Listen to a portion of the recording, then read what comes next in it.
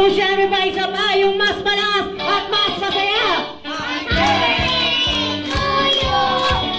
Happy birthday to you. Happy birthday, happy birthday, happy birthday to you. So, ayan, so maraming salamat po. So, syempre si Ate Lorraine may wish muna. Bago niya i-blow yung candle niya. So, anong wish mo? Wiggle. Sige na, anong wish mo ngayon? Bago ka naman, narinig sabihin mo, tuloy mo pang-bahay nila. Ayan, so wala talagang wish si ate.